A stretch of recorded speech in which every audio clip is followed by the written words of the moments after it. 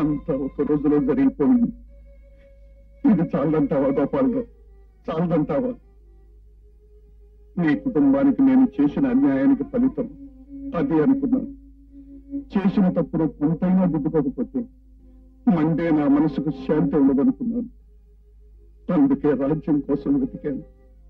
కానీ రాజ్యం ఒక బిడ్డను కని చనిపోయిందని, ఆ బిడ్డ అనాథాశ్రమంలో ఉందని తెలుసుకున్నాను. నా రక్తం పంచుకు పుట్టిన ఆ బిడ్డను అనాథాశ్రమం నుండి ఇంటికి తీసుకొచ్చి ప్రాణానికి ప్రాణంగా పెంచుకుంటున్నాను. నా కూతురైన ప్రేమ నీ చెల్లెలు కన్న బిడ్డ నీ మేనకోడ. ఇది అబద్ధం, వచ్చి అబద్ధం. నీ కూతురు ప్రేమ నా మేనకోడలేనని నన్ను నమ్మిస్తే నిన్ను నేను క్షమిస్తానని నువ్వు అడుగుతున్న అబద్ధం. కాదు గోపాలరావు, ఇది అబద్ధం కాదు. దైవం మీద దారుణంగా చనిపోయిన నా బిడ్డల ఆత్మల మీద ప్రమాణం చేసి చెప్తున్నాను. అయినా నేను నమ్మలేదు. సరే, నువ్వు నమ్మకపోతే ఒక్క క్షణం.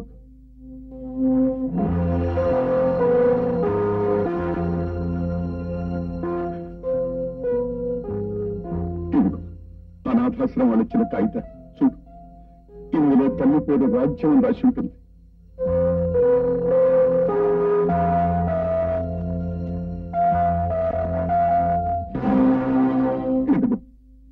రాజ్యం తన బిడ్డ మెళ్ళ వేసిన గొలుసు.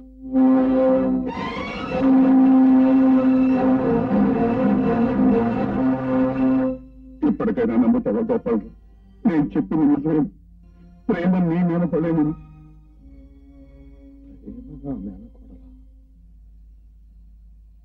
నా చెల్లెలు కన్న బిడ్డ ప్రేమ నా మేనకోడలా? అలా జరగడానికి వీల్లేదు.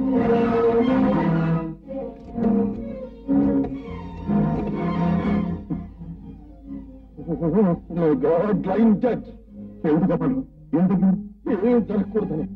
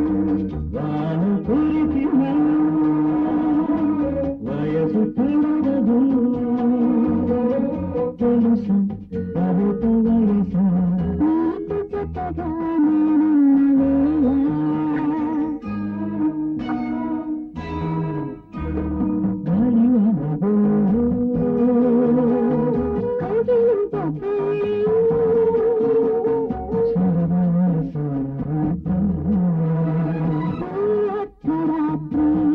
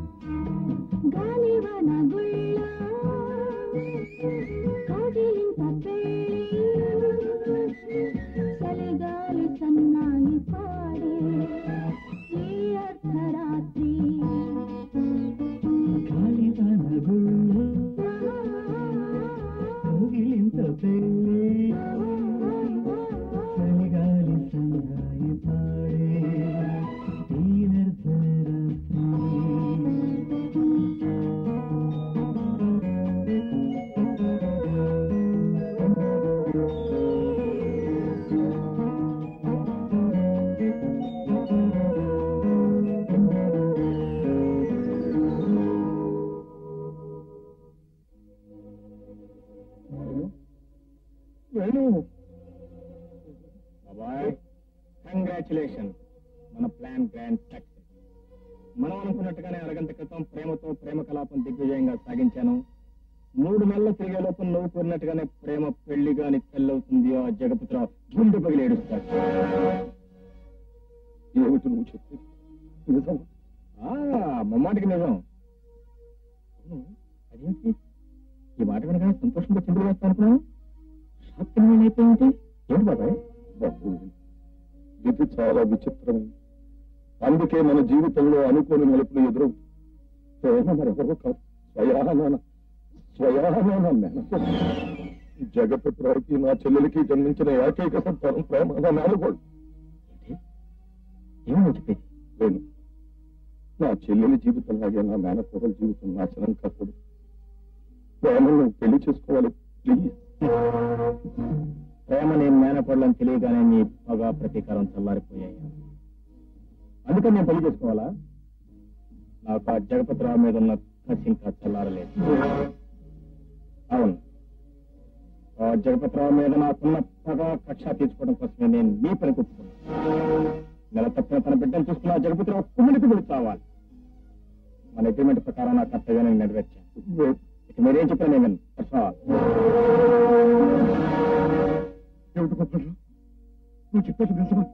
అవును జగపతి, నా చెల్లెలి మనస్సులో ఆశలు రేకెత్తించి గర్భవతిని చేసి దాని జీవితాన్ని నాశనం చేశావు అన్న కక్షతో ప్రేమ కూడా అదే పరిస్థితిని కల్పించి నిన్ను చిత్రహింసల పాలు చేయాలని ఈ పని చేశాను. అంటే వేడితో ప్రేమకి శారీరకంగా ఏర్పడిపోయి ఏది జరగకూడదని నేను ఆందోళన పడి కుమిలిపోయాను. అదే తిరిగిపోయి నా కాంట్రాక్ట్ ప్రకారం వేణు ప్రేమను వదిలి వెళ్ళిపోతాను. నా కూతురు ప్రేమకు అన్యాయం జరిగిపోయిందన్నమాట. ఎంత పని చేసావయ్యా గోపాలరావు, ఎంత పని చేసావయ్యా. ఏమనుకుని ఎలా జరగకూడదు ఎంతో జరిగిపోయింది. ప్రేమ పెళ్లి విషయంలో నా సాయశక్తులా ప్రయత్నించాను. వేణు ఎన్నో విధాల ప్రాధాన్యపడ్డాను. కానీ సత్యమేరా వేణు ఒప్పుకోవడం లేదు. అతని కక్షంతా నీది. నువ్వే వెళ్ళి వేణుని ప్రాధాన్యపడితే పని జరగదు. ప్రాధాన్యపడమే కాదయ్యా, నా కూతురు భవిష్యత్తు కోసం నా కన్నీళ్లతో అతని పాదాలు కడగమని అడుగుతానయ్యా, పాదాలు కడగమని అడుగుతాను. మిస్టర్ జగపతిరావు, నీ కూతురు పెళ్లి కాకుండానే తల్లి కాబోతున్నందుకు తల్లడిల్లిపోతున్నా అవునా? అవును మేడం. అందుకని ఆ మెళ్ళో నేను తాళి కట్టాలంటావు అవునా? అవును మేడం. నేను ప్రేమను పెళ్లి చేసుకోను. నీ కూతురు కూతురు సర్వనాశనం కావాలి. అది తట్టుకోలేక మతి ఉత్తిమతం తప్ప. అది చూసి నువ్వు కన్న తండ్రిగా తలబాదుకుని గుండెలు పట్టుకుని గిరగలా కొట్టుకుని చావాలి. అప్పుడు కానీ నాకు నీ మీద ఇన్నేళ్లుగా రగులుతున్న పగ కక్ష. నా మీద పగ, నా మీద కక్ష. నేను నీకేమన్యాయం చేశాను వేణు? ఏం చేశావా? 18 ఏళ్ల క్రితం ఒక చీకటి రాత్రి నువ్వు సహాయం చేస్తావనే ఆశతో నా తల్లిని గెస్ట్ హౌస్కి వచ్చింది జ్ఞాపకం ఉందా? అందుకే నేను చూసినప్పుడల్లా నా రక్తం సలసలా మరిగిపోతుంది. నా తల్లికి నువ్వు చేసిన అన్యాయానికి పగా ప్రతీకారం తీర్చుకోవాలని ఎన్నాళ్ళు అవకాశం కోసం కసితో ఎదురు చూశా. ఆ అవకాశం ఇప్పుడు వచ్చింది. వేణు, ఆ రోజు రాత్రి గెస్ట్ హౌస్ లో నీ తల్లి చావుకు కారకుణ్ణి నేను కాదు. అబద్ధం, ముమ్మాటికి అబద్ధం. రోజు రాత్రి నా తల్లిని గెస్ట్ హౌస్ లో అడుగుపెట్టిన తర్వాత నువ్వు కారులో వెళ్ళటం తిరిగి రావటం కూడా నా కళ్ళారా నేను చూశాను. ఆస్తి అహంభావంతో వయస్మరంతో నువ్వే నా తల్లి చావు కారకుడు అయ్యావు. కాదు వేణు, కాదు. మీ అమ్మకు నేను ఏ అన్యాయము చేయలేదు.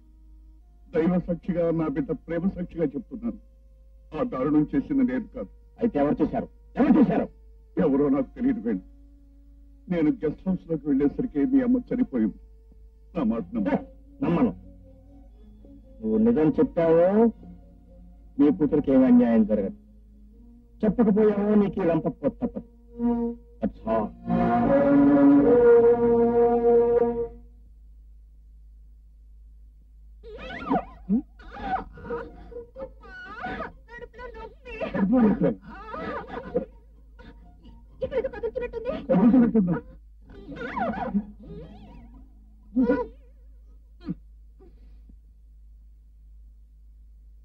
అయిపోయింది. కొంపగుడ్డం అయిపోయింది. అమ్మాయి భవిష్యత్తు అంతా నాశనం అయిపోయింది. అసలు దీనంతటికీ నిన్నానోయ్యా. గతుకు దిక్కుమాలను ప్లాన్ వేసి ఆ వేణుగాని అమ్మాయి మీద కూర్చుకొల్పావు. ఇప్పుడు ఆవిడ తల్లి అయిపోతుంది. ఏమిటి అక్కడ తప్పంతా నేను చేసినట్టు మాట్లాడతావు? ఆ వాళ్ళు వ్యధోపం చేయబట్టి కక్షతో కదా ఈ ప్లాన్ అంతా వేసి. నేను చేసిన దానికి అనుభవించాలని చెప్పారు కదా. ఎప్పుడు చెప్పావు? నా ప్లాన్ అమలు జరిగాక. ఏం ముందు చెప్పాడు? ముందు నన్ను కలుసుకుని ఆడవచ్చు కదా. ఊరికా ఎవరైనా వింటే నవ్విపోతాడు. ఎవరి మీద కక్ష తీర్చుకుందాం అనుకున్నావు వాడి దగ్గరికి వెళ్ళి అబ్బాయి నీ మీద ఎత్తు వేస్తున్నాను చిత్తు చేస్తాను ఎవరే చెప్తాడు? బుద్ధి లేకుండా మాట్లాడకాయ. అసలు తప్పు నీది. ఆది నుంచి నేను చెప్తున్నాను, మొదట తప్పు చేసింది నువ్వు. పోనీ ముందు నేనే చేశాను అనుకో, కానీ స్టార్టింగ్ మాట్లాడు.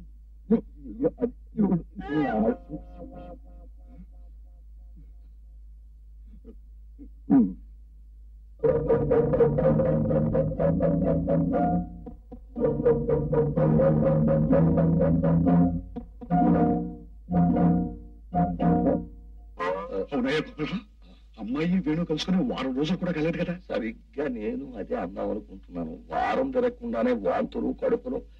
అవునయ్యా, ఈ మట్టి బుర్రక ఆలోచన పాటాడుకొస్తా మరి ఈ ఆలోచన మాత్రం అమ్మాయి ఈ సంగతి చెప్పమ్మా.